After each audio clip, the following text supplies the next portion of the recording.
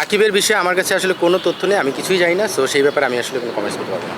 তামিম ইকবালের বিষয়টা আসলে এটা তো তামিমের কল পাশাপাশি হচ্ছে এখানে বোর্ডের আমাদের টপ ম্যানেজমেন্ট রয়েছেন, তাদেরও কিছু কল রয়েছে। বাট শুধু লঙ্গা ভার্সন না, যে কোনো ফরম্যাটে খেলার জন্য ফিটনেস ফার্স্ট প্রায়োরিটি। শান্ত আজকে মাঠে এসেছে এটা আমি জানি না।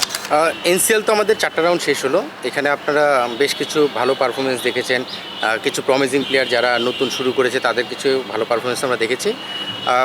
আসলে ভালোর তো শেষ নেই, মানে আমরা কিছু কিছু জায়গায় ভালো উইকেট পেয়েছি, কন্ডিশন পেয়েছি, কিছু জায়গায় স্ট্রাগল করেছি। লাইক আমি যদি মেনশন করি, কক্সবাজার আমাদের মেইন গ্রাউন্ড যেটা, সেই মাঠের উইকেটটা আসলে খুব আশানুরূপ বলবো না।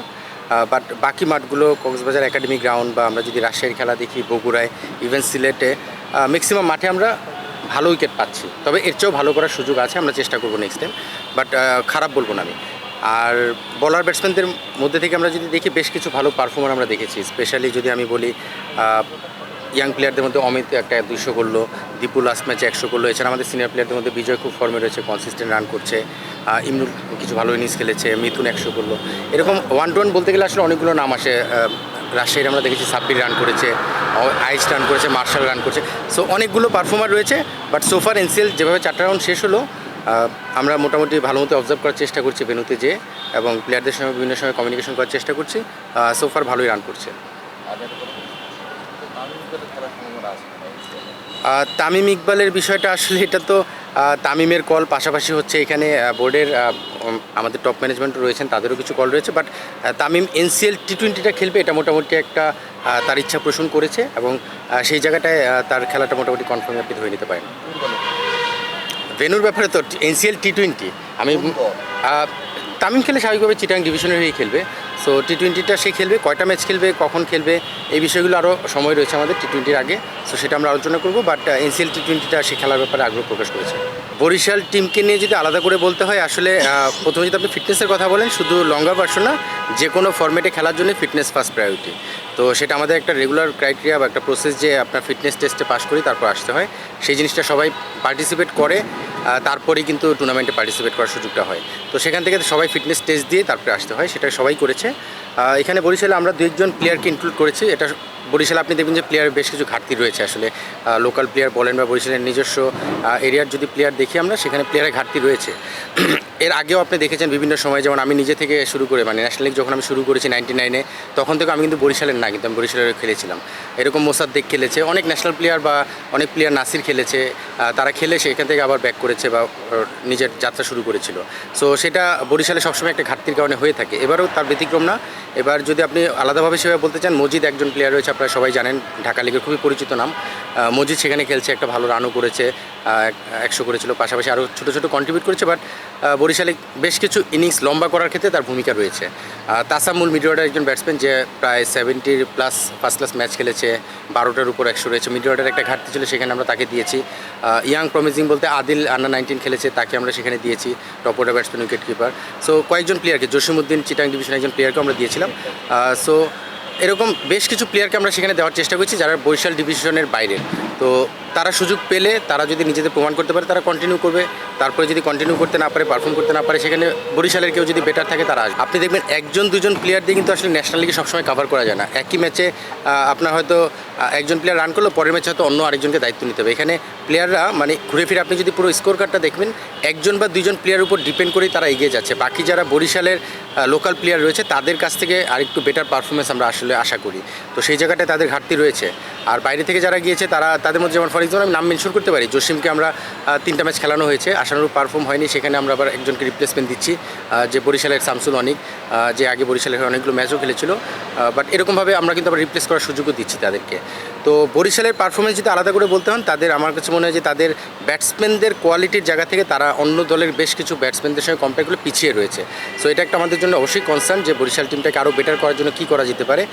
এই বছর যারা রয়েছে তারা তো খেলছেই, নেক্সট টাইম নিশ্চয়ই আমরা এটা নজর রাখবো। আরেকটা বিষয় আপনি দেখবেন, আমি যেই মাঠটার কথা মেনশন করেছিলাম, কক্সবাজারে মেইন গ্রাউন্ড যেটা, সেই মাঠে তারা পরপর 2টো ম্যাচ খেলেছে।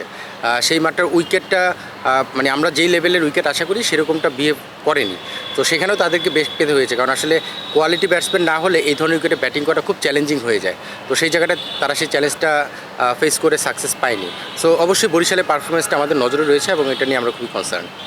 ফিটনেস টেস্ট সবাইকে দিতে হবে, এটা আমাদের একদম বেসিক একটা ক্রাইটেরিয়া, যেটা হলো ফিটনেস টেস্টে অ্যাটেন্ড করবে, তারপরে তার একটা টার্গেট থাকে, সেই টার্গেটটা রিচ করতে হবে। কিছু কিছু সিনিয়র প্লেয়ারের ক্ষেত্রে আপনি দেখবেন যে আমাদের ফিটনেস টেস্টে আমাদের যে মানে ফার্স্ট টার্গেট যেটাকে রিচ করতে হবে সেটা রিচ না করেও 2 জন প্লেয়ারকে আমরা সুযোগ দিয়েছি যারা সিনিয়র প্লেয়ার, তাদের ক্ষেত্রে সেরকমটা হয়েছে, যারা ন্যাশনাল লিগ এখনও খেলছে।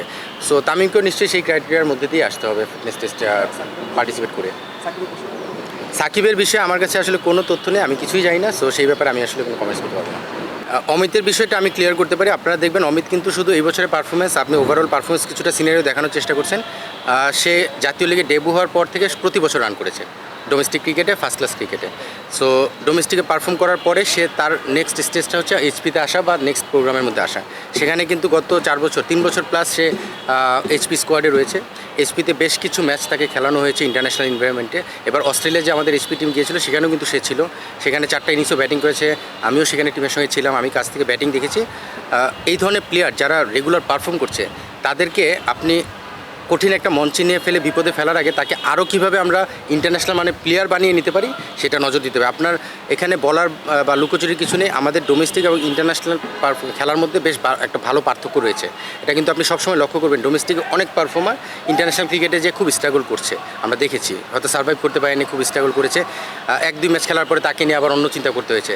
সো অমিত এমন একজন প্লেয়ার যাকে আমরা দেখছি রেগুলার রান করছে, তাকে আমরা রেডি করার প্রসেসের মধ্যে রেখেছি। আমি বিলিভ করি যে একটা প্লেয়ারকে সুযোগ দিলে তাকে যেন এনাফ সুযোগটা দেওয়া হয়, আর সেই সুযোগটা দেওয়ার আগে তাকে এনাফ ম্যাচুরিটি বা তাকে সেই লেভেলের মতো রেডি করে নিয়ে যাওয়াটা তার জন্য যতটা ভালো আমাদের জন্য।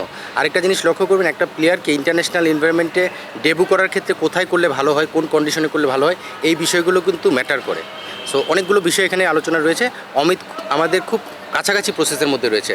অমিত এমন না যে শুধু এই বছরই করেছে, প্রতি বছরই করছে এবং সে খুব কাছাকাছি রয়েছে। পাস করবে না কেন, পাস তো সবাই করবে, পাস করছে। এবং আমি একটু আগে বলেছি যে কিছু প্লেয়ার সিনিয়র প্লেয়ার রয়েছে যাদের সবার ক্ষেত্রে যে একটা কমন ক্রাইটেরিয়া রয়েছে যে একটা লেভেল পার করতে হয়, সিনিয়র প্লেয়ারদের ক্ষেত্রে আমরা সেই জায়গাটা অনেক সময় একটু শিথিল হই। আমি বলবো না যে পুরো একদম ছেড়ে দিই, বাট টেস্টটা দিতে হবে, তার কতটুকু রিচ করেছে, কতটুকু সে রিচ করে আমাদের সেই ক্রাইটেরিয়ার কাছাকাছি যেতে পারে সেটা আমরা নজর রাখছি। বাট অবশ্যই সবাই টেস্ট দিবে এবং আমার বিশ্বাস সবাই পাস করে এসেছে এবং পাস করে আসবে। অবশ্যই আছে এটা। আমি কিন্তু আমার ফার্স্ট প্রেস মিট যখন করেছি ন্যাশনাল সিলেক্ট হওয়ার পরে আমি বলেছি বয়সটা আসলে কিন্তু মুখ্য না, তার ফিটনেস এবং তার পারফরমেন্স যদি ভালো থাকে তাহলে অবশ্যই সে যে কোনো সময় কনসিডার করা যেতে পারে। হ্যাঁ, এটার সঙ্গে একটু যোগ করতে হয় আমাদের চিন্তাভাবনাটা কি, আমরা কতটুকু সময়ের জন্য চিন্তা করছি, কত দীর্ঘ সময় চিন্তা করছি নাকি 6 মাসের চিন্তা করছি, এগুলো অনেকগুলো বিষয় রিলেটেড। তো এই জায়গা থেকে আমাদের চিন্তাভাবনাগুলো করে আমরা এগোতে চাই। মার্শাল বা ইমরুল বা আমরা যদি বিজয়, ইভেন শামসুর রহমান শুভ, অনেকেই কিন্তু এরকম সিনিয়র প্লেয়ার রয়েছে। ইভেন নাইম এবছর এখনও জ্বলে ওঠেনি, বাট নাইম প্রতি বছর পারফর্ম করে। এরকম অনেক সিনিয়র প্লেয়ার রয়েছে যারা অনেক দিন যাবত পারফর্ম করছে। আগে কেন সিলেক্টেড হয়নি, আগে কেন কী চিন্তাভাবনা ছিল সেটার সঙ্গে আমি যেতে পারবো না, সেটা আমি ছিলাম না তার পার্ট। বাট আমাদের এখন যে চিন্তাভাবনাটা রয়েছে তাদেরকে আমরা একদম ছুঁড়ে ফেলে দিয়েছি বা তারা আমাদের চিন্তায় নেই সেটা বলবো না, আমরা আলোচনার মধ্যে রয়েছি। আপনি দেখতে হবে কখন কোথায় কীভাবে সুযোগটা দিতে হবে সেই জিনিসটা আমরা মাথায় রেখেছি। আপনি এখন এই বছরই আমাদের আর মাত্র 2টা টেস্ট বাকি, ন্যাশনাল লিগ শুরু হওয়ার পরে আমরা 2টা টেস্ট পাচ্ছি। 2টা টেস্টে এনে আগামী বছর আমরা টেস্ট খেলতে কখন যাচ্ছি আপনারা একটু ক্যালেন্ডারটা দেখবেন, জিম্বাবুয়ের সঙ্গে বেশ অনেক সময় বাকি। সো এখনই এই 2টা টেস্টের জন্য আমরা আসলে নতুনভাবে চিন্তাটা করিনি। আপনি দেখবেন দীপুর আসার ক্ষেত্রে কিন্তু সেই বিষয়টা ইম্পর্টেন্ট ছিল। দীপু 4টা টেস্ট খেলেছে, কিছু সময় দলের বাইরে ছিল, একটা 100 করেছে, আবার দলে ইনক্লুড হয়েছে।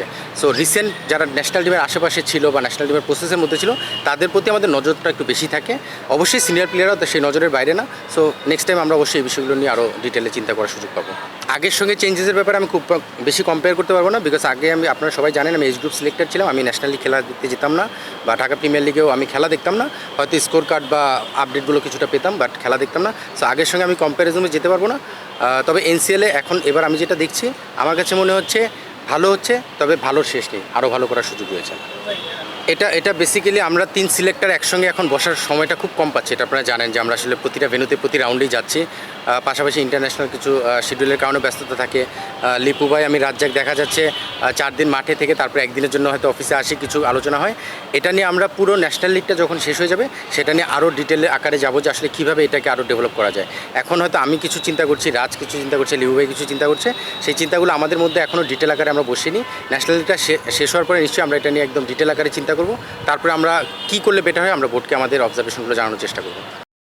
শান্ত আজকে মাঠে এসেছে এটা আমি জানি না, আমার সঙ্গে কোনো কথা হয়নি আসার পরে। আর তারপরে বাকি বিষয়গুলো আপনারা মেডিকেল ডিপার্টমেন্ট থেকে অলরেডি একটা ইনফরমেশন পেয়েছেন, বাকি ইনফরমেশনগুলো সময়ের সঙ্গে সঙ্গে পেয়ে যাবেন। এটা নিয়ে আমি আসলে এই মুহূর্তে কোনো কমেন্টস করতে পারছি না।